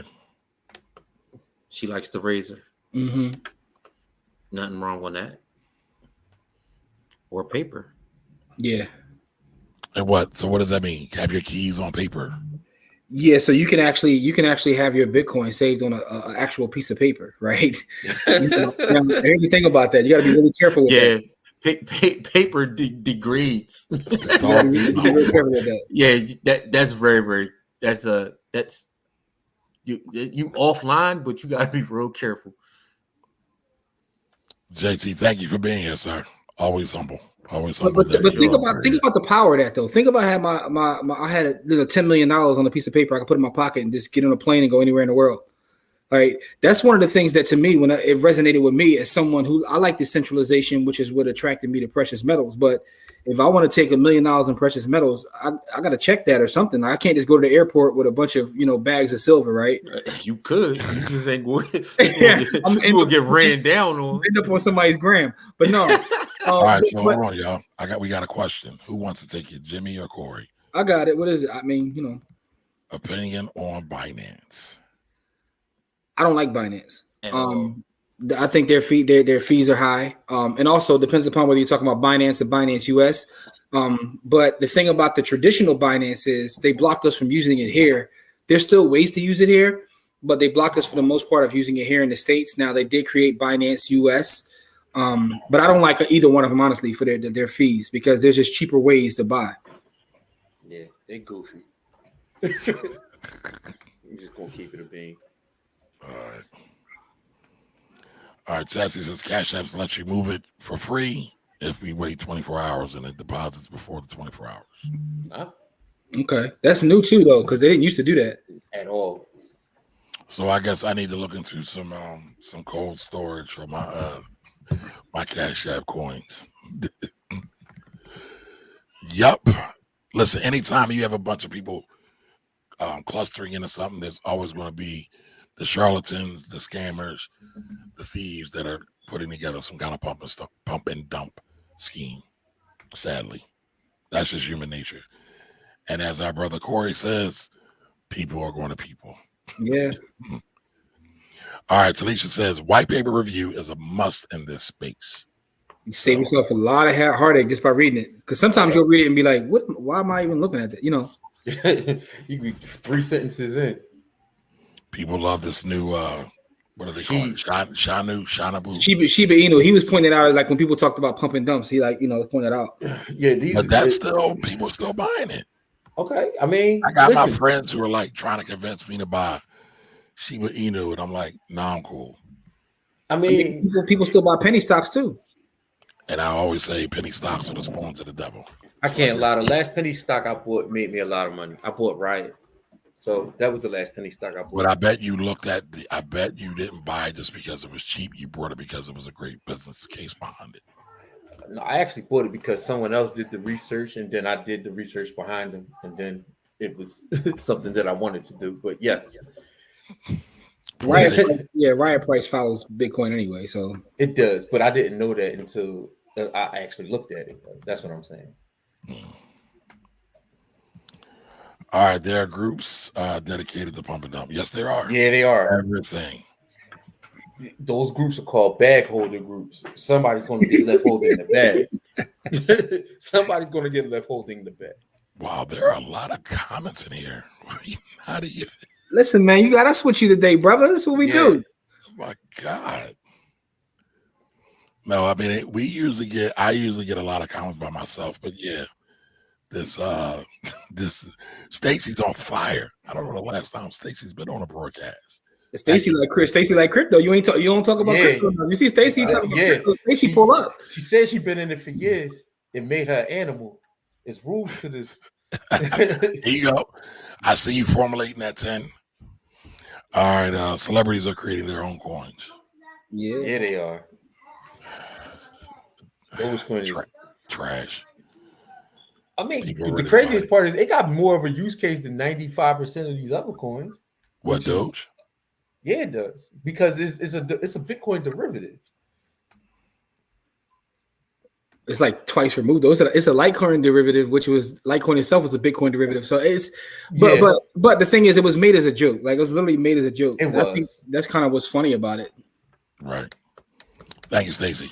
I appreciate you. Thank you, JT. No doubt. Our community is one of the optimal tools to learn and flourish in crypto. Absolutely, I agree with that. What is community like in the regular? No, because just the idea of having a community or being a community, that's how you flourish in the whole space. Yeah, Gotcha. you can't do this alone. Right. Yes. I think honestly that's everything though. But that's just my Yeah, I was about to say I believe that's everything as well. Hey, LaRonda is an amazing person as far as trading and in crypto. She did a NFT report. An NFT report that was absolutely amazing. Oh, I need to see that. All right, JT Coins, I appreciate you. $1.99 super chat. Thank you, sir. Salute. All right, I'm in class this early afternoon. What's up, Mark? Mark? What's good, Mark? What it is though, Mark? Our whole family pull up, Kamar. When we come, everybody come. Yeah, well, Mark part of my family now too, so that's what it's about. We all share. That's right. Oh, for sure.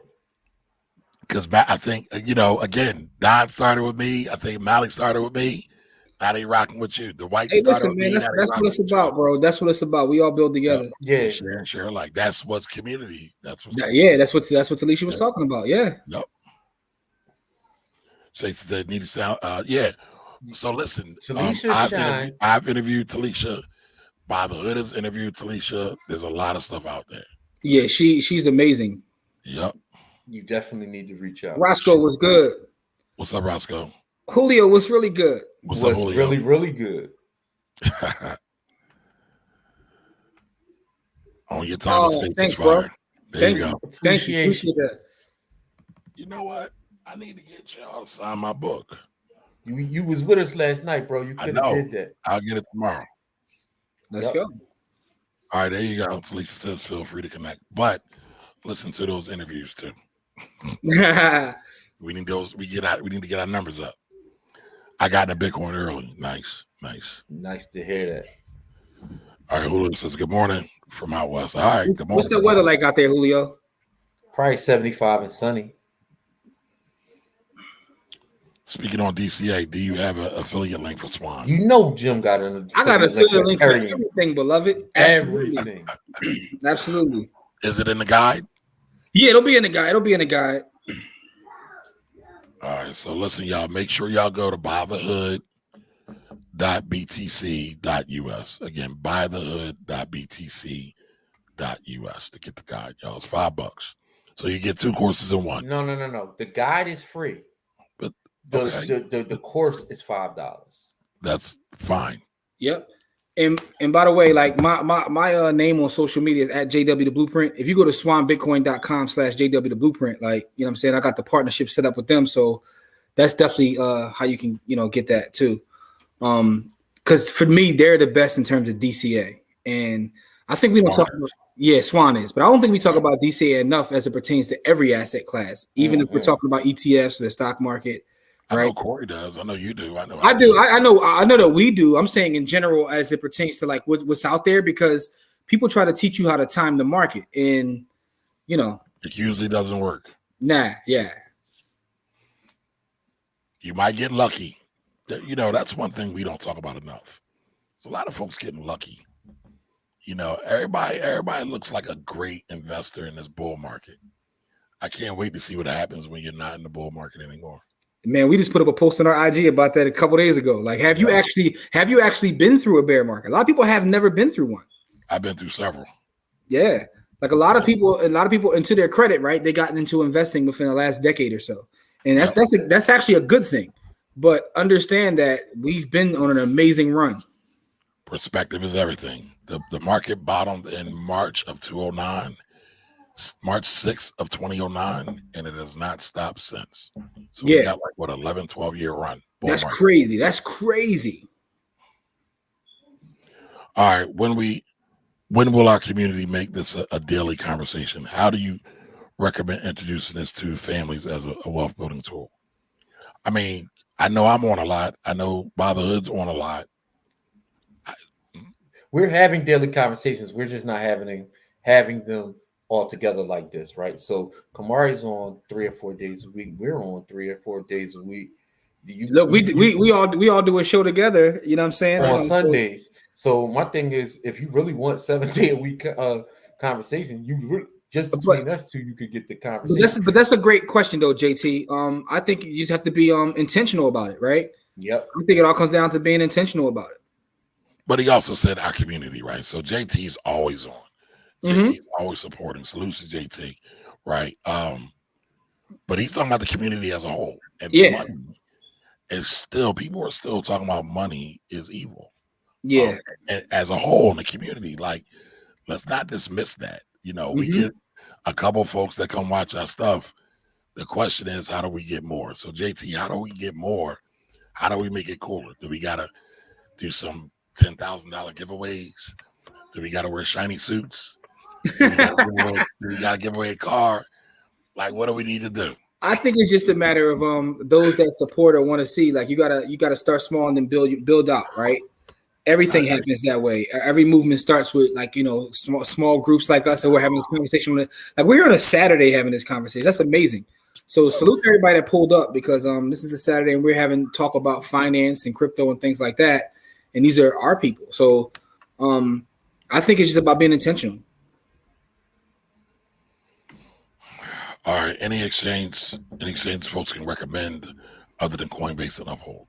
So sounds like get that guide. This might came out earlier before you. That guide has a bunch of different exchanges. A quick secret too, though. And by the way, hit refresh on there, Kamari, because the EYL thing will probably be gone at this point. It'll say, you know, free 24 hours. But anyway, another thing is Gemini, right? If you understand how to use Gemini, and there's a link to get Gemini within that resource guide too. Gemini gives you 10 free withdrawals from their platform on a monthly basis, right?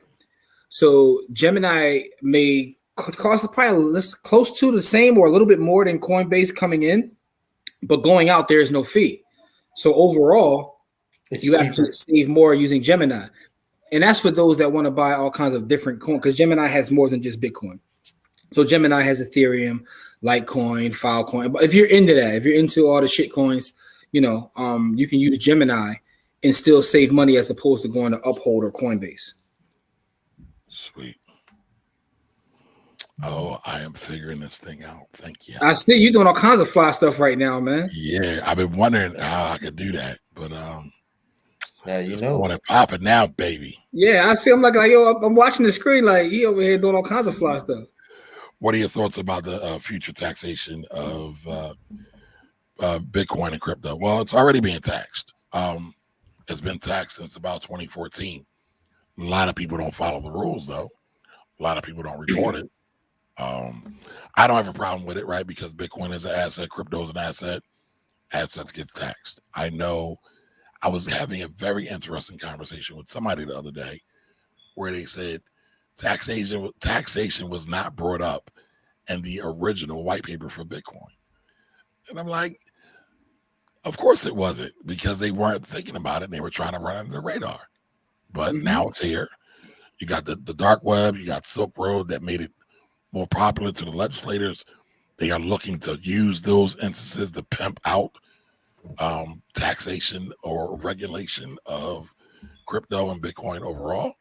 So I think it's to be expected. But listen, you only pay taxes when you sell.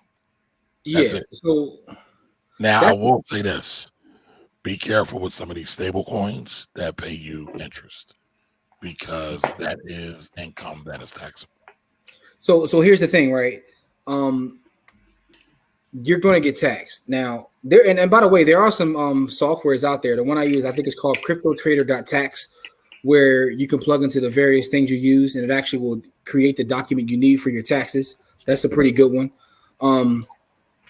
But again, like Kamari said, you don't have to pay any taxes until you actually sell. And one of the great things about CryptoTrader.tax is if you have multiple wallets or accounts you use, it'll know when you're moving it from one of yours to the other, so that won't create a taxable transaction just when you actually move out of that coin or what have you. So there's softwares and things that are already being built out there to help you tax-wise, but just be really careful. But also understand that depending upon how deep you go into the web or whatever you do, that there's an ethos around like cryptocurrency and Bitcoin. You know, it's like kind of rebellious, you know. No, because at this point, it's become mainstream. It used to be like, if you got into Bitcoin back in the day, when I first started studying Bitcoin, Core first put me down, I started studying Bitcoin. I would go in like different spaces, and it was like just libertarians with guns, and like it was a whole different environment, right? Absolutely. As the time goes on, now if I go to a crypto event in 2021, I'm gonna see a bunch of bankers there. You know what I mean? So the whole thing has changed, but there's still that element of rebelliousness and people who like, I don't believe in taxes in general. You know what I'm saying? All I'm saying is be careful. Taxation is theft, but since we have it, pay your taxes. Don't get caught in it. Don't get All I'm saying is be careful with what you do, but understand there are softwares and things out there that'll help you kind of be very, very careful about not paying your crypto taxes and don't end up in jail behind it. And I'll say this: I'm an enrolled agent. That's the highest credential of the IRS. I help people with taxes all the time. If you need help with taxes, hit me up. There you go. There you go. So EA all day. EA all day. All day. All right. So he says, man, stop all this. If you're not in by the hood, get in. Talk to him, Greg. All right. Strike is not available in NYC, New York State. Yeah, New York State got crazy laws. Gemini is, though. Gemini is available in New York State. All right. New York State is a challenge for crypto investors. Yeah, it is. Move to Miami, y'all. Right?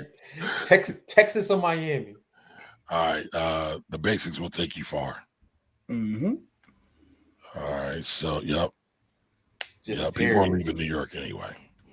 I don't know if I would want to go to Texas though. They're like, easy, young Jeezy. Listen, I know that's your new home, but make sure y'all got plenty of generators because that thing was crazy when all them folks died because of the winter storm. Man, I don't want to be. No, man, that's an offline conversation. Yeah. Boring and stable. Fads of frenzy. Oh, I like that. That's a T-shirt. Right. Yes, it is. It's mine since it's my show. coming to a store soon. Oh man. All right, so this is super dope. Thank you. Appreciate you, Lamont. You are super dope. Thank you for being here. All right, Mark says it's on different platforms, correct? What's on different platforms? We talking about, Mark? Probably maybe the show. Yeah, the show is on YouTube and Facebook. So yeah. All right, Coinbase is also a corporate culture issue. That's true too. That's a whole other reason. Leave them alone. Listen, when I saw they didn't want to talk about black issues, but they're supposed to be democratizing finance, that let me know they're trash. There you go. They're just here for the bag. That's it. Yeah, they were like, we don't even want to deal with it. And that's any sort of political or social issue. They like leave us out of it. Finance versus. There you go. Tomorrow, man. Listen, man. 10 commandments, man. Y'all gotta write these 16s. You know what though? We should pull up some of our old content and go battle for battle. We can do 20. Listen, no, you gotta do old content. Y'all gotta do new content, man. Y'all gotta do new 20 clips. 20 clips. Listen, come up with 20 topics pertaining to finance. And then y'all, you know what I mean? You spit yours and you spit yours. I'm with that. And then we do the winner. Listen, I'm the ref here. I want to see y'all, spit these 16. No, you can't do that. It's the rebels versus the hood. No, man, this is you and Corey supposed to be going at it. Corey said he got the 16. You said I got 16. So listen, I tell the world all the time. Corey and Jimmy be smacking me around all the time. Like if I say one about the other, bro. They get me. No, listen, I told you I'm in the middle of this. I want to see you guys do the finance versus. Crazy part is we joking. Watch somebody do that. Yeah, how about that? I ain't mad at that. We should do it. Yeah, we should do it. We should do it for the Black Wealth Project. NFTs are where it's at. I'm all. I mean, yeah. Right now, if you're an artist, you should be definitely looking into the NFT space. Definitely. And there's so many use cases. I mean, like I'm just saying, there's use cases for other fields and things of that nature because NFTs have a broad use case, right? But especially for those artists, NFTs have a broad use case because you can use them for lots of things that are not art based. But as an artist, you should be. Versus is doing an NFT for Versus, or Triller is doing an NFT for Versus. Right, so since Triller now owns Versus, I think that's dope. and especially since some of the artists have equity stake in the company. Mm-hmm. So maybe I missed it. What are your thoughts on the future of taxation of crypto? Oh yeah, we just did that. We Yep. just did it. Wow. Bitcoin in Black America. Yep. That's Isaiah Jackson's book. Have you interviewed him yet, Jimmy? Yeah, we have. We interviewed him 2 years ago. So I mean, what's his overall premise? Like, is he saying we should use it as our own coin? Yeah, because of the nature of like a decentralization and the fact that using Bitcoin, Bitcoin doesn't care about your race, doesn't care about your size, how fat, how ugly, how beautiful, doesn't care about any of that. It's perfect for us as a people who have been blocked out of so many different financial institutions, and just historically our relationship with banks, right? This is an opportunity for us if we, collectively decide to buy in and start using this as a means of exchange, as a way to store value. It can create a difference in our community. But he breaks down different ways of how to do so. So I mean, it's an excellent book because it gives you a different way of looking at things. So I mean, but the first question that comes to my mind, right there are Bitcoin whales that are not of us and could care less about us. So 100%. That don't matter. Oh yeah, but I'm just saying, and man, I'm with that. But how can we use it for our community?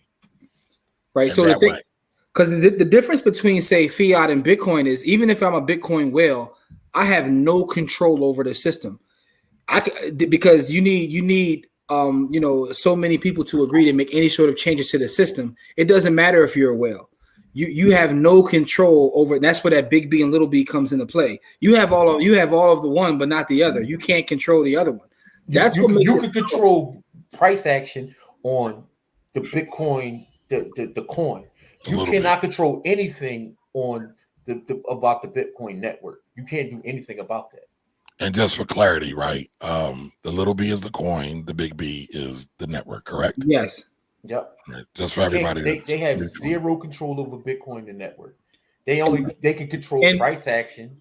Mm-hmm. And because of that, like so that's why I think it's an amazing read. So definitely check that out. All right, y'all. Listen, if you have just now joined, my name is Kamari Ellis. You're watching the Finance Rebel Show, the after party. I'm joined with my brothers Corey and Jimmy from Baba Hood.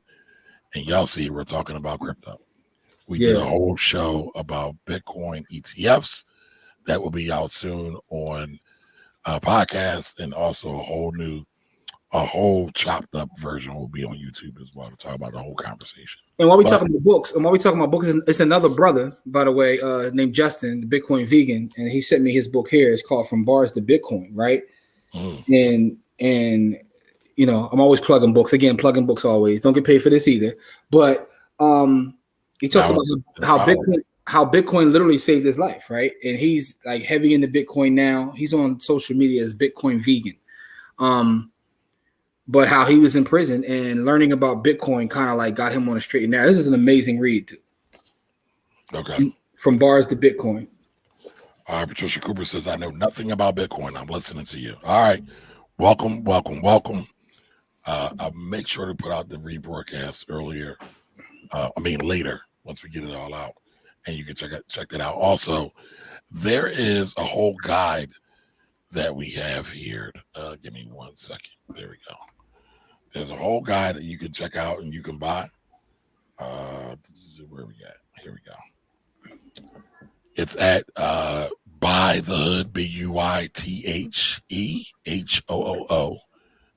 HOOD. Yes, HOOD .btc.us.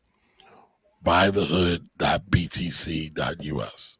Hey, speaking of use cases, as you can see, that domain name is running on the Bitcoin network. Yep. Hold on, Jimmy. It's a course on precious metals. Plus, there's a bonus for Bitcoin and blockchain. So get that. It's only $5. Only $5. So now's the time to learn. Now is the time to learn. Stacy's laughing at us. Jamar, what's up, brother? How are you? My tax brother right there. All right, C. Greer says, do any of you offer financial advice for creating or monitoring portfolios? Learn how to do it yourself. I do some coaching of it, but only for special folks. You got to be serious. And I'm not sure whether you're talking about any, like overall portfolio, or you're talking about like just how to monitor your crypto portfolio. Yeah. So I wasn't like really clear on the question, but financial advice for I'm trying to understand the actual question. So what I'll say is, C. Greer, hit me up, and we can figure something out. Yep. All right, Metaverse is Web.3. Okay. Ooh. Yep. That's that singularity they talking about. Yep. All right, Patricia says, I'm aware. Andrew says, Fold is launching some on the card. Okay, I got to check that card out. I thought that was cool. I haven't gotten to that card. Jose says, I really love the level of shared knowledge within this space, as it has allowed me to become a developing asset to those in my sphere of influence, from coworkers to family and friends. Keep pushing this knowledge. Jose, I got a question for you. You did like a whole financial planning case on your page. Did you do that with permission? I'm just curious. You got me and Jimmy going in that joint. Hopefully the lady you were trying to get help for gave you permission, but I'm just curious about that. All right, Talisha says, where to go? Dang it. Binance's infrastructure. Binance's infrastructure to go to platform for DeFi projects right now. I mean, I think DeFi is very, very interesting now. So it was 2 years ago. Yeah. So yeah, this is not like right now. Polygon has more actual action than Ethereum, period. And Polygon is another token. I mean, another coin. It's a coin. Okay. Well, hold on. Matic is the coin. It's built on top of Ethereum, right? Yeah. It's so I'm not trying to get too technical, right? So is not really layer 2 solution. It's not really layer 2. It's a side chain. It's a side chain built on top of Ethereum. But what it allows Ethereum to scale. So it's piggybacking on Ethereum security, but it has its own chain that kind of like runs parallel to Ethereum that allows you to have transactions, and it's a lot cheaper. Like I don't even know how to describe just how much cheaper it is. It's tens of thousands % cheaper. Yeah. than Ethereum. But again, the thing about DeFi is just be careful with that too, because that's another one of those buzzwords. Now, DeFi is powerful. DeFi has been powerful, but DeFi was powerful a while ago when we were getting 10,000% returns because of there wasn't that many people doing it. Now, as more people come into the space, those returns go down, but it's still very powerful. And I think that is what got a lot of people on Wall Street to really say, yo, we got to really do something about this. Because if I can say, for argument's sake, take a stable coin and I can make 500% on my money, why am I even going to have any risk of going to the market? And that's not even an exaggeration, right? Like, we've done it. Like, it's not an exaggeration. All right. Coffee Talking Tech says the whales control most of Bitcoin drives, but there's no doubt it will see 100K and more and at 2.8K. Now that's debatable in terms of like whether they control the drives, right? Because you can there's an actual website. I don't know the website on top of my head where you can actually see where all of it is. Now, some will say that they control, and it all depends upon what you talk about when you say drives. Are you talking about nodes or are you talking about mining? Because those are two different things too. So, but I also agree that we will see 100K. I believe we'll see much more than that. But yep, 100K is coming. We need to do a launch party. Yep. Donnie Bryant, what up, brother? What it is, though? How you been, man? I got to catch up with you. That's the email wizard right there. That man can draft emails in his sleep and sell 100K. Oh, is that the brother you had on the show talking about? On the Saturday show. Oh man, listen, shout out to Donnie, man. You made me like reevaluate my whole life. I watched the episode because Donnie talked about how when people unsubscribe and you take it personal, and I felt like he was talking directly to me. So listen, Donnie and Lamar do a whole bunch of stuff together. Donnie has been highlighted at Lamar. When I say Lamar Tyler, his TSP event a lot. Actually, I got a axe to grind with Donnie and Lamar, right? Because they always put my business out there, how I suck on my email list.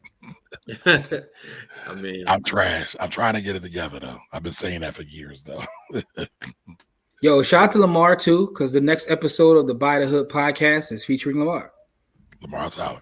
Yep. From Traffic Sales and Profit. Yep. Your brother right there. All right, Stacy Long says, I remember speaking to you, Kamara, years ago.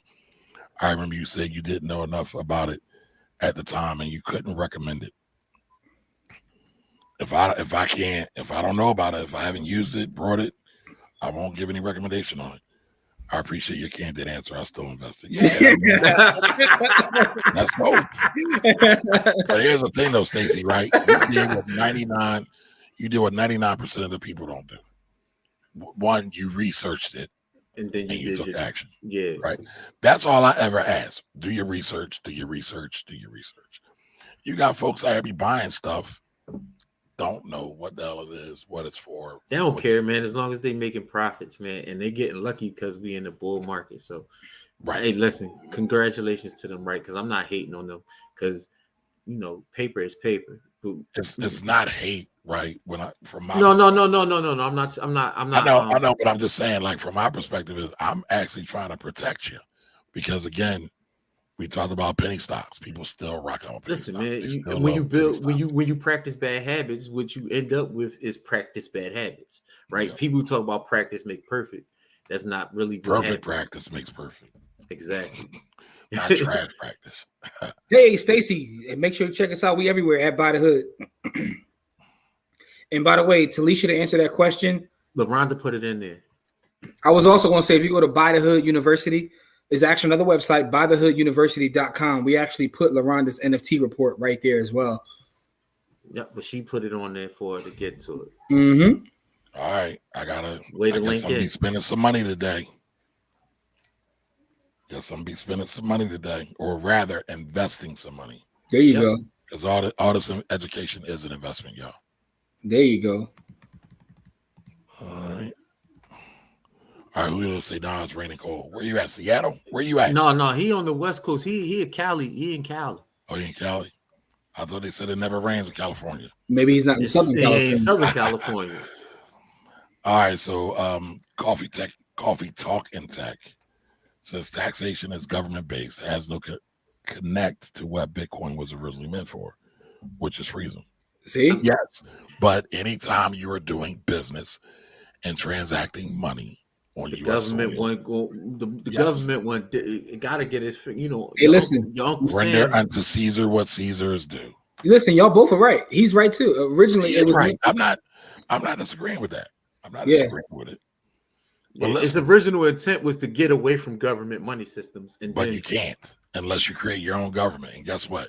I mean, when we create our own government, Bitcoin is kind of its own government because of the way it's set up. BTH is where it's at. Buy the Hood is where it's at. Thank you, Chastity. Thank you for all the kind words today. All right, so Talisha says, I'm working with a healthcare startup leveraging NFTs. Nice. So that goes back to the comment I was making about all the use cases of NFTs. She's using it for a health tech startup. Listen, it's funny. There's a clip I posted it this past week on our Instagram when Talisha was on our show. And, myself, Corey, and her come from 3 different industries. And we're talking about how blockchain and all these things are coming into it. So me, real estate, Corey was talking about education, and she was talking about healthcare. Three separate industries, but they're all being touched by blockchain technology. So no matter what it is you out there doing, eventually it'll get to you. Yep. Right. So make sure you're prepared for that. All right, let's see. Man, y'all flooded the comments. Listen, you got us here today, bro. That's what we do. Right. Next one is 1:45 p.m. Stacy Long. Thank you. All right, got that. Jamar says great. Oh yes, appreciate you, Jamar. EA. Jamar's in your gang, the EA gang. EA. My tax brother. I be seeing y'all all over Facebook. I'm like, EA. I'm like, oh, another one of them gang members. EA gang. All right, Jose, you did it for free. All right, but did you get permission to share did you it get on permission? socials? Yes. Did you get permission? And you didn't share the name, so I appreciate that. But I'm just curious. Yes, indeed. Ooh, Play to earn is the DeFi gateway. Man, listen. So is that a platform? No. So play to earn is, you know how kids play the video games, right? Well, in crypto, instead of you paying to play the games, they pay you. And so what she's talking about is play to earn. So play to earn got so big in some countries that they literally had to ban some of the play to earn games. Like in the Philippines, well, they ain't ban them, but they start taxing them so heavy that it made it crazy for them to do. Like, so the Philippines is one of those cases where they were playing one game, they were making more in a month than they were making all year doing regular jobs there, and it affected their economy so much that they started to tax it so heavy. That was the Axie Infinity, was it? That was Axie Infinity. People were making more in a month playing that crypto game than they were making all year working. So Kamari, you'll like that story. So the government's response to that was increase taxes on play to earn. Yeah. Cool. Don't No, like cool. You want to do it? We ain't gonna stop you from doing it. We're not gonna. Instead of they just made it part of their tax base, but they taxed it dumb heavy and made it almost like having a regular job. So y'all just saw that, right? Jimmy just kind of slandered me a little bit, but it was actually, it was I'm real. gonna be honest with y'all. I actually hate taxes, right? I think we overpay taxes. Most of us, all of us, right? You got real estate tax, gas tax, cell phone tax. It's probably going to be internet tax soon, right? It's all too much. Not to mention federal income tax, state income tax, local tax. On a good note, we're probably paying upwards of 50%, if not more, of our money in taxes. So I hate taxes, but I believe we also have the power to change our tax situation that most of us don't do. We think it's only available to the rich people, the 1%, and we give away our power. So I'm always advocating for taking your power back and everything. Caesar be out here wilding. I saw they were trying to create a internet streaming tax. They were trying to hit like Netflix and Hulu and them over the head for a new tax, just to hit them over the head, because they said most of the infrastructure wasn't set up for streaming, but that's where it's being used. Right. But the real problem with politics, though, is that all of those dudes and ladies make decisions about the economy, and none of them know diddly about the economy or finance. None of them. Well, it's not a requirement. It's not a requirement to get into that space. No, it's not. And so, we talk about it a lot. Jimmy and Corey talk about it more than me. When you look at all the insider trading that's going on, right? Oh man, that's not patriotic. But if you, how about this? If me and you got that same information and used it the same way, we be going forever, ever. Be locked up forever, ever. Let me out. Yeah, we be singing Akon songs. Absolutely. We ain't be putting together no versus battle, no finance battle. We be singing. Yeah, Akon, but meanwhile, they gonna nail what they dashikis on though and keep insider trading. Yo, greatest trader of the last 10 years. Greatest trader in the last decade is a congressman, is a person from Congress. A woman congressman. And her husband. Last name, Pelosi. First two names, Nancy and Sal. They get busy. Year over year returns for the last 10 years, Nancy Pelosi is damn near 70%. Allegedly. I don't want to be it's more than that. It's not alleged because they have to report it. I'm saying allegedly for legal protections. Yeah, I don't want no smoke. I'm just saying those returns compounded over 10 years. You do the math. Her salary is $200,000, and if you look her up, she's worth $125 million. Talk about multiplication. So there's nothing alleged about that. That's documented. So, Well, listen, y'all. I think we covered all the bases. Watch out for the podcast to come out. Do me a favor. Go listen to By the Hood, the podcast. Go to the Apple Podcasts, Google Store, Stitcher, Spotify. Listen to it. Give them a rating. Give them a review and share it. Go to the Apple Store, the Google Store, the Stitcher Store, the Spotify Store. Find the Finance Rebel podcast. All you got to do is write it out. Finance Rebel podcast. By the Hood podcast. Share it, leave a review, because guess what? Those reviews, those shares, those ratings, those rankings help us get found even further in those platforms, because everything's an algorithm, right? So when you ask the question, how do we get more people in our community on money? It's by sharing these kind of shows that are here to truly educate. No glitz, no glamour, just giving you the straight facts. Appreciate that, man. Appreciate that. And thank you for sharing your platform as always, brother. And thank y'all. Y'all share your platform with me as well. So I appreciate it. Listen, man, you know, it is what it is. It's family, man. And I will say that if you go to our regular website, bythehood.com, there's a free webinar on there. We have the free report at bythehood.btc.us, which is a domain on the Bitcoin, Big B. You know what I mean? Just showing you use cases. You know what I'm saying? We out here. But so yeah, make sure you check those things out. Get the free webinar at bythehood.com, bythehood.btc.us for the crypto guide, as well as our precious metals course for $5. Like, you know, that's a giveaway, because like I said, we charge a beam for that, and have done very well with that. So, but I just want to say thank you again, good brother. This is a great conversation. I appreciate your audience as well. Yeah, man. The EA gang. Yeah, all the EA. Yo, listen, tomorrow we're going to build again with our sisters, man. Our sisters will be with us tomorrow on our regular, the Black Wealth Project. Yep, 7 p.m. 7 p.m. Black Wealth Project. You can find it on Facebook or YouTube and Instagram. All right. So I'll see y'all later. Y'all all have a great day. Do some studying. Share some knowledge with folks. And remember, the system wants y'all to be broke. The system wants y'all to be desolate. Only way to change that is by rebelling. All right. You got to rebel, because you can't be average. Everybody wants you to be average. You got to rebel to do something different, y'all. Got to change that mindset. So I'll see y'all next time. Everybody have a great day. Bye-bye. Peace. Peace.